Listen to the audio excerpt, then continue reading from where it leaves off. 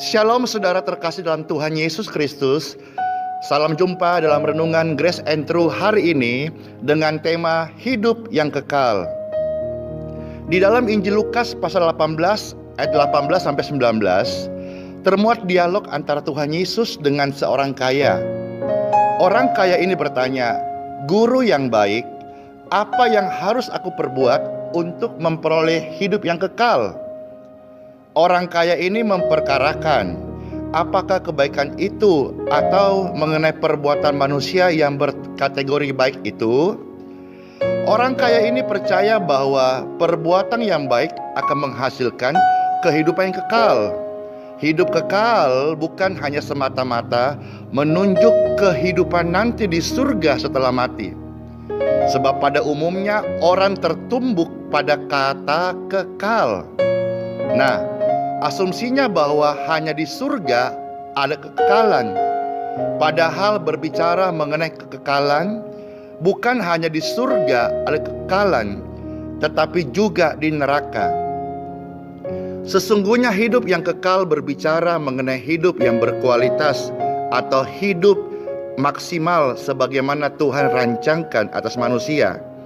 Tentu dalamnya bermutu, bernilai tinggi. Hidup kekal berbicara mengenai kebaikan yang ideal menurut Tuhan. Hidup kekal bukan hanya memuat pengertian panjangnya hidup, banyaknya usia, tetapi juga memuat dalamnya hidup itu sendiri. Apakah melaksanakan tujuan-tujuan Tuhan dalam hidup mereka? Bapak, Ibu, saudara-saudara sekalian, Tuhan mengemukakan kepada orang muda yang kaya bahwa untuk memiliki suatu kehidupan yang berkualitas atau hidup kekal seseorang harus menuruti segala perintah Tuhan di dalam firman-Nya. Tuhan Yesus berkata, "Tetapi jikalau engkau ingin masuk ke dalam hidup, turutilah segala perintah Tuhan, seperti jangan membunuh, jangan berzina, jangan mencuri, jangan mengucapkan saksi dusta, hormati ayah dan ibumu, kasih sesamamu seperti dirimu sendiri." Nah, orang kaya tersebut mengaku bahwa dirinya sudah melakukan hukum-hukum Tuhan dengan baik. Ketika mendengar ucapan pemuda yang kaya itu, Tuhan Yesus tidak membantah. Ini berarti memang ia telah melakukan perintah Tuhan dengan baik.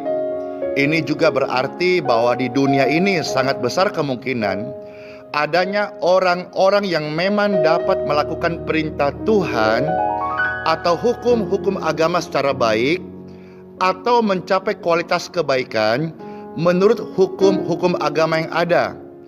Dengan demikian ditinjau dari kehidupan umat perjanjian lama, ada orang-orang yang sudah berkategori memiliki hidup kekal atau hidup yang berkualitas.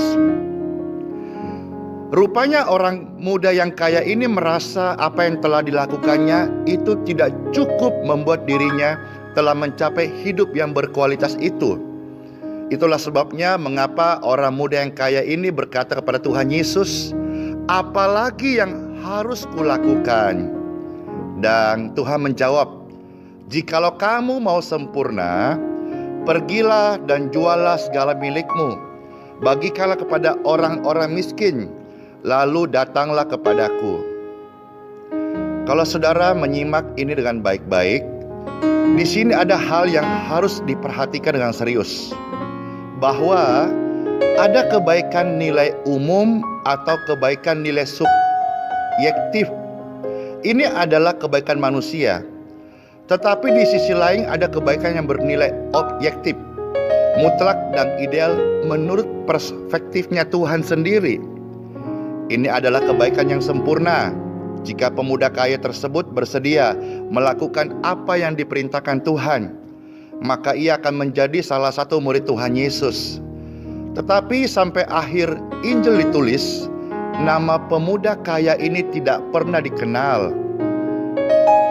Dan yang ironisnya, dia meninggalkan Tuhan dengan sedih dan memutuskan tidak bersedia melakukan apa yang Tuhan perintahkan. Satu hal itu, yaitu menjual seluruh hartanya membagi-bagikan kepada orang miskin. Mengapa demikian, saudara? Karena pemuda ini dikisahkan banyak hartanya. Tentu di sini bukan bicara bahwa setiap orang mengikut Tuhan harus kaya dan melepaskan segala sesuatu, tidak. Tetapi bicara soal dalam konteks ini, pemuda kaya ini menggantungkan kebahagiaannya pada kekayaan itu sendiri. Tuhan Yesus berkata, jikalau kamu mau menjadi murid yang baik, kamu harus siap melepaskan segala sesuatu. Ini bukan berarti Tuhan merampas atau memaksa secara sepihak atas apa yang manusia miliki, tetapi Tuhan meminta hati segenap jiwa yang mereka persembahkan kepada Tuhan. Itulah hidup yang berkualitas dan itulah penurutan pada kehendak Tuhan. Saudara-saudara sekalian dalam Tuhan Yesus, kalau ditinjau dari hukum Taurat, pemuda ini sudah benar, tetapi ditinjau dari standar atau ukuran yang ditulis atau yang Tuhan Yesus kehendaki, ia belum benar-benar benar. Kata yang saya maksud belum benar-benar benar adalah tidak dikaitkan dengan apa yang Tuhan anggap mutlak benar, tetapi dikaitkan dengan hukum atau norma manusia yang selama ini dianggap sudah benar, tetapi sebenarnya belum benar jika dibandingkan dengan standar hidup kekal ukuran Tuhan Yesus atau umat perjanjian baru.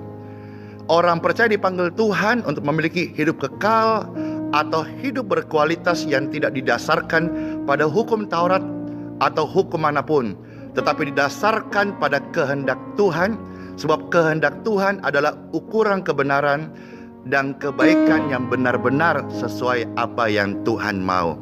Renungan hari ini, doa saya, kita terus memikirkan perkara-perkara hidup kekal kita, dan kita akan melihat hidup kekal itu adalah sebuah kehidupan yang nyata, yang kita akan tuju dan kita raih nikmati seumur hidup kita. Tuhan Yesus Kristus memberkati. Shalom.